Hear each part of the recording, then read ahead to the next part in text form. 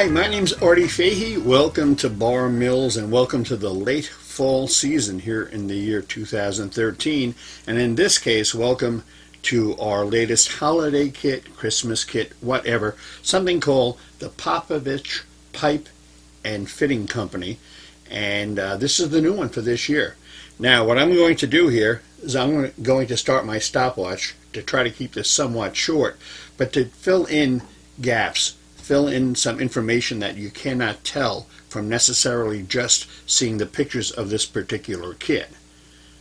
Now, how we started this kit was the idea that we wanted to do something very industrial, not waterfront. We've done waterfront, and there's certainly enough of it out there, but something that could be used both online as a rail-served industry, or something that could be used as simply an industrial scene, or even attached on the outskirts of a small city or urban scene of some sort.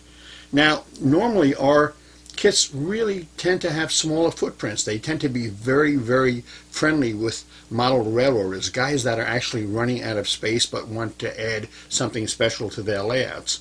In this case, we wanted to make sure that this kit, the Popovich kit, was not only friendly to the model railroad builder, but to the diorama builder as well. And with that in mind, we did a couple of kind of extra special things to make it more fun and more detailed when you open that box.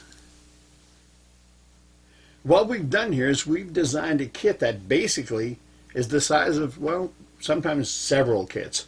With a footprint of 12 inches by 24 inches, the kit takes that much space to really tell its story. Now, that doesn't mean that the buildings in the kit are actually 1 foot by 2 foot. The buildings are actually maybe 22 inches long and maybe 8 inches wide. But by the time you add the fencing and the lampposts that come with the kit, as well as all of the little details that surround the kit and help to tell the theme of the kit, and I'm going to just rotate this here on this cardboard box we have here. You can see this building, unlike so many others that are out there today, is actually detailed on not one or two sides, but on all four sides. Details include anything from resin castings to a beautiful resin smokestack, one piece by the way, no seams on that one. Anything from the telephone poles and the lights hanging off of them to this back shed that you see on the rear side of the building. Also included are some resin brick buildings, one on one end and one on the other end coming off the office end of the building. They may look somewhat familiar to you. These are based upon the original buildings we did in Nemchik some time ago, but have been altered to fit this diorama. Also, you'll notice something different here. We didn't know exactly how to theme the building, and we wanted to make sure we would not be using the normal, typical garbage pails and clutter all over the scene. So we came up with the thought of making it into a pipe and fittings company, because not only would you have the opportunity to have these great cribs with these steel pipes, and of course these pipes on this end, which are basically all kind of corrugated, like a corrugated culvert pipe, but by using the opposite side of the building, you'd have an incredible see-through detail here that would let you really add a lot to the scene with this overhead gantry for moving in and out crated and boxed goods, such as how they would actually crate actual fittings for the plumbing supply industry.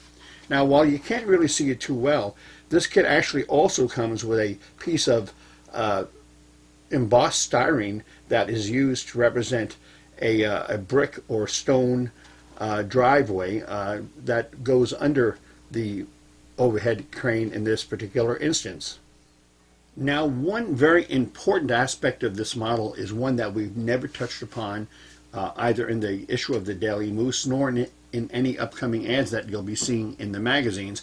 The fact of it is, this model does not have any false walls. Every section of this model, both the left building as you see it and the right building as you see it, as well as the middle building, all have actual walls that separate these buildings. Now you may say, big deal, they've got walls. It's easy. And it's cheap to put cardstock where you can't see actual walls. We did not do that. Every building here is meant as a stand-alone building.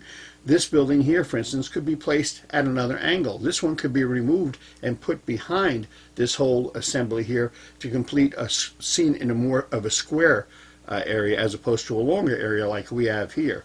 This building here, or this building, or this one could be placed in a totally remote area, a different area of your layout, if that's the kind of building you're doing. The whole idea here is that the building, the kit Popovich pipe has a lot of flexibility in its footprint. Don't let the 12-inch by 24-inch size of our diorama throw you.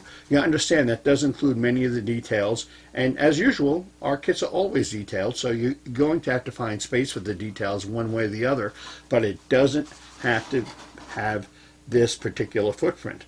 So keep that in mind. We will be at shows in the near future in Massachusetts this weekend, and of course in Springfield and so on as the time comes. We appreciate you supporting the hobby. We wish you all a very, very happy holiday, and we're just so happy that you've allowed us to be in your homes for the last 13 years, almost 14 years now.